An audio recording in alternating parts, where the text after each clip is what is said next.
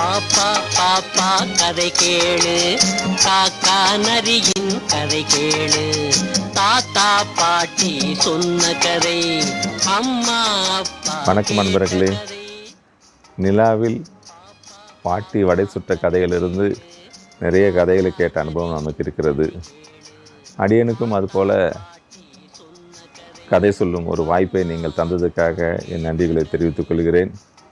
நீங்கள் அனைவரும் இங்கு நலமாக இருக்கிறீர்கள், நானும் அதுபோல் அங்கு நலமாக இருக்கிறேன் என்று நம்புகிறேன். தொடர்ந்து உங்களோடு கதை சொல்லிக் கொண்டிருக்க என்னை அனுமதியுங்கள். நன்றி, வணக்கம். வணக்கம் நண்பர்களே. இந்த வாரம் நாம் பார்க்க போகும் கதை தலைப்பு இடையாசை. ஸ்ரீமான் சுதர்சனம் பெரிய கனவான், தனவான், தலையில் கை வைத்து கொண்டு உட்கார்ந்து கொண்டிருந்தார். அவர் முன்பாக இந்த வார இந்தியா டுடே தமிழ் பதிப்பு இருந்தது. அந்த தலைப்பில் இருந்த, அந்த அட்டைப்படத்தில் இருந்த புகைப்படம் தான் அவரை இந்த நிலைக்கு தள்ளியிருந்தது. அந்த புகைப்படத்திற்கு கீழே தமிழகத்தின் இரும்பு மனிதர் சுதர்சனம் என்று போட்டிருந்தது. என்ன ஆயிற்று பார்க்கலாம். சுதர்சனம் தன்னுடைய 21வது வயதிலிருந்து தன்னுடைய தந்தையுடைய பழைய இரும்பு வியாபாரத்தில் நுழைந்து அவரோடு பணிபுரிய ஆரம்பித்தார். மிகவும் சிறப்பாக செய்ய ஆரம்பித்தார். வேலூர், ராணிப்பேட்டை, சென்னை முதலிடங்களிலிருந்து பழைய இரும்புகள் வாங்கி விற்கும் வேலை அவங்க அப்பாவுக்கு. அவரும் அந்த வேலையில் தொடர்ந்தார். பழைய இரும்புகளை வாங்கி திருச்சியில் உள்ள ஒரு இரும்பு ஆலைக்கு அவர்கள் சப்ளை செய்வார்கள். இதுதான் அவர்களுடைய தொழில். சுதர்சனம் தலையிட்ட பிறகு இன்னும் சிறப்பாக ஆரம்பித்து அவர் மகாராஷ்டிரா மாநிலம் புனே வரை சென்று பழைய இரும்புகளை சேகரிக்க ஆரம்பித்தார்.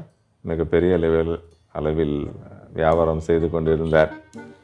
திருச்சியில் உள்ள ஒரு பெரிய இரும்பு ஆலையின் அதிபர் மிட்டல், அவர் சுதர்சனுடைய இந்த சுறுசுறுப்பையும் அவருடைய வேகத்தையும் பார்த்து அவரிடம் ஒரு ஆசை கிளப்பிவிட்டார். ஏன் சுதர்சனம், நீங்களும் ஒரு இரும்பு ஆலையை ஆரம்பிக்கலாமே என்று. உடனே அவர் அப்பாவிடம் வந்து கேட்டார். அப்பா முதலில் சிறிது தயங்கினார். அதுக்கப்புறம் காட்பாடி பக்கத்தில் உள்ள அவங்களுடைய பெரிய ஒரு இடத்தில் ஆரம்பிக்கலாம் என்று முடிவெடுத்தார்கள். மிட்டல் ஐயா வந்து பார்த்தார். வேண்டிய எல்லா உதவிகளும் செய்தார். ஆலை தொடங்கப்பட்டது. மிகவும் சிறப்பாக ஆரம்பித்தார்கள். சுதா டிஎம்டி கம்பெனி என்ற பெயரில் மிகவும் சிறப்பாக செய்து கொண்டிருந்தார். சுதர்சனத்துக்கு திருமணமானது. 2 பெண்கள். இப்போ சுதர்சனத்துக்கு ஏறக்குறைய 50 வயதை விட்டது. எல்லாம் இருந்தாலும் சுதர்சனிடம் ஒரு வீக்னஸ், இடையாசை.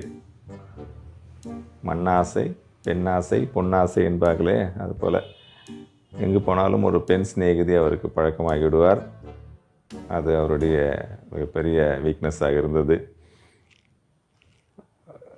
ஒரு தடவை அவர், அதாவது கடந்த மாதத்தில் அவர் சிறந்த ஒரு தொழிலதிபராக தேர்ந்தெடுக்கப்பட்டு டெல்லியில் பிரதமர் அலுவலகத்தில் அவருக்கு பாராட்டு விழா நடக்க இருந்தது.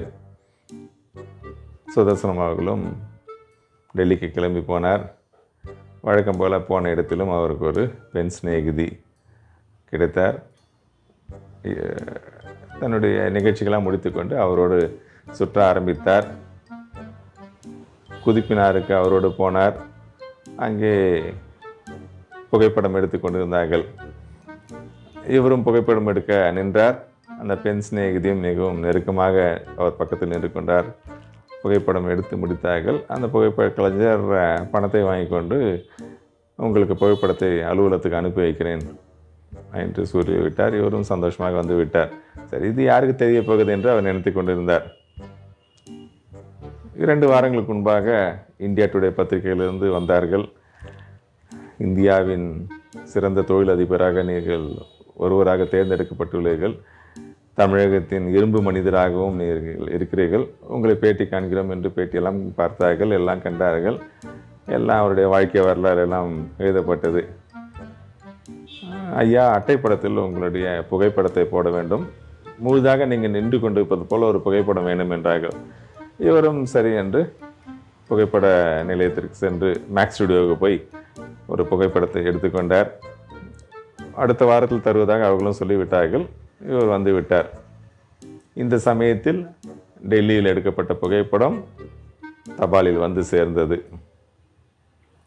சரியாக அந்த நேரத்தில் இந்தியா டுடே பத்திரிகையில் வந்தவர்கள் புகைப்படம் கேட்டு வந்தார்கள். சுதர்சனம் ஐயாவுடைய காரியதர்சி என்ன படம் என்றே தெரியாமல் அந்த உரையில் இருந்த புகைப்படத்தை கொடுத்து அனுப்பிவிட்டார். அது குதிப்பினாரில் எடுக்கப்பட்ட படம். இந்தியா டுடேவில் பார்த்தார்கள், ஆஹா சுதர்சன் ஐயா அவங்க மனைவியோடு நிற்கிறாரு குதிப்பினார்னு படத்தை போட்டாங்க. அந்த படம் தான் இப்போது அவருடைய இடை ஆசை அவரை இப்போது தலை குனிய வைத்துள்ளது. நன்றி நண்பர்களே, மீண்டும் சந்திப்போம்.